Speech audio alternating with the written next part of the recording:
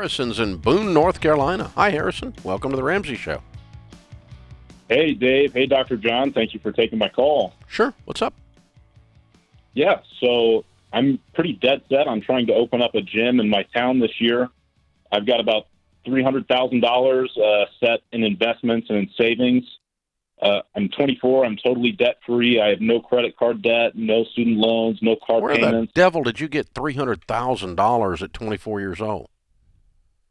Well, I've been working hard, and when I was a teenager, I actually made some really smart investment decisions. And on top of that, my grandma passed away probably a year and a half ago, and I got about $50,000 from that. But everything else has just been plotting and scheming along the way, honestly. Wow. Good for you. Amazing. Thank That's mind-blowing. Way to go. I'm so proud of you. Thank you. And so you're going to open a gym. What are you going to spend to open the gym? Yeah, so right now I have a budget of $100,000, but that comes down to my question.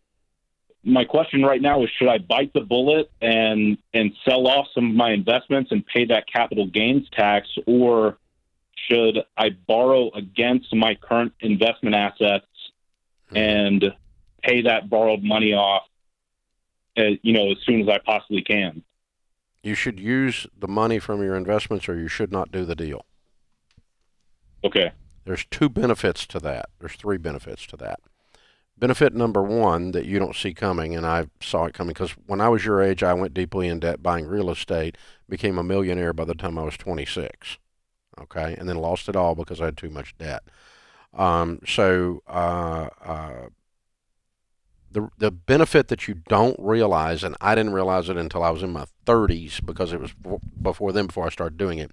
When you start doing a business investment with money that you place an emotional value on, that's your investments.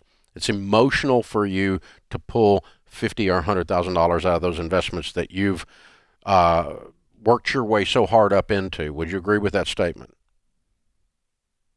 Yeah, I would. Yeah, here's what's weird is you will get 20 to 30% more purchasing power using your money than you will borrowed money because you're a little bit pissed about using it. It hurts more than to use your money than to use borrowed money, so you're more careful and wise with it, and you'll get a better buy. You'll go, you know what, I don't need that piece of equipment right now. Let's find out if this is going to work. I'll do that in my phase 2. And by the way, you do need to open this gym in 2 phases. You don't need to just open it like you know what you're doing because you've never done this before. Because some of the things you think are going to work aren't going to work, and I don't want you to spend a bunch of money on them until you've operated the gym a little while. Yeah, understood. Right now, I also work 3 jobs right now. I'm a full-time realtor, and then I have 2 other side jobs that bring in some extra cash on top of that. And I'd like to still be doing real estate as often as I can while I'm operating the gym. So I will kind of have those 2 means of income coming in, which is kind of the entire reason I thought about potentially borrowing the cash in the first place, since I would have a means to pay it off quickly. Nope.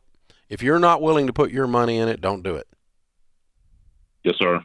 It's a commitment thing, man.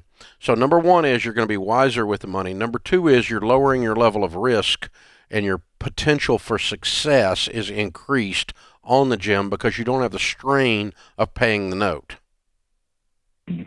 You're 24, you made $300,000. That's unbelievably awesome. I love it. I'm happy for you. I'm proud of you. If you burn $100K of it and you screw this whole thing up, your life ain't over. It ain't even close to over. You still got $200,000. You still got a wonderful thing ahead of you, and you still got that head on your shoulders, which is actually the secret sauce. Yeah, you're right. I couldn't agree more. And with a $100,000 investment, that's going to buy you about 7 dumbbells these days, right? Maybe eight dumbbells with the price of gym equipment these days. Yeah, it's probably difficult to get this thing funded. Real difficult, yeah. Yeah, I really would ease into this. I would open it with a minimal version 1, with a plan that at 6 months I'm going to take it to version 2, and at 6 months more I'm going to take it to version 3 as I proof text, meaning I prove out some of the systems, processes, marketing that you're going to use in this thing. because opening a gym in a COVID environment is it's a high risk environment, man. And buying it now and opening it in 4 months is going to put you behind the curve when people start even joining gyms, right? So is this something you can put off for a year, save a little bit more money, or whatever that looks like? But yeah, before it's just learning the business. What percentage of people are back? What percentage aren't in your area? I'd say my guess is Boone's pretty open. It's probably like our area. We're completely open, as if nothing's going on in our area. But you know, the fear porn that's surrounding COVID that's out there, that's being hammered out of D.C. and being hammered in the media because it's really good for the media to scare the crap out of you all the time. Helps their ratings. It's kind of like tornado warnings, right? Mm-hmm. And so, yeah, you got all of that. That's the business environment you're operating in, and you don't want to add risk to that with debt. And you're in a high risk space you're going into. I mean, the number of gyms that open and fail is almost all of them. In a good year, you're in a high risk space. Yeah, I mean, it's like restaurant business. It's a tough business. The last thing I'll tell you is this: I understand your reasoning that you want to run the gym and stay in the real estate business. Running a business, starting a small business and running it that has a lot of hours of open to the public, is going to require your presence. It's going to require your focus. So I don't think you're going to be doing a lot of real estate in the year you open the gym. I think you're going to be doing a lot of gym. I think you're going to be there a lot. You're going to be sweeping the floors. You're going to be setting up the chairs and resetting the dumbbells and sanitizing stuff. And you're going to be doing you're going to be working your butt off, man. And, you know, if you want to be in the real estate business, be in the real estate business. But anything with two heads is a monster. Bifurcating your focus is a good way to cause failure. So I'm going to recommend you plan on doing very little real estate till you get that gym up and running, and it's making so much money that you can afford to put an operational manager in there where you don't have to be there all the time. But you can't do that till you get the thing running. It's up to you. This is your baby. You better rock it. And pay cash for it or don't do it. Thanks for the call. Open phones at 888-825-5225. Dr. John Deloney is here. We're talking relationships. We're talking money. John, this is hey, let's send him a copy of, if he's still on the line, I think he is, send him a copy of EntreLeadership and our playbook on how to start and run a small business, the way we run this one here, how we've grown this from a card table in my living room to where it is today. So this whole thing of a guy that ticks like that, that's 24. Isn't that amazing? That's pretty cool. Yeah. He's a high-performance guy. Yeah. He's a Most stud. 24-year-olds in the country don't know what capital gains are. Yeah. And but he's running about 3 different angles here at all times, and he's done something with the investing. I didn't get into what it was that worked. The danger, having been that guy, because I'm a bit of a math is my thing, you know, and so I was that guy. I was way ahead of the curve when I was his age.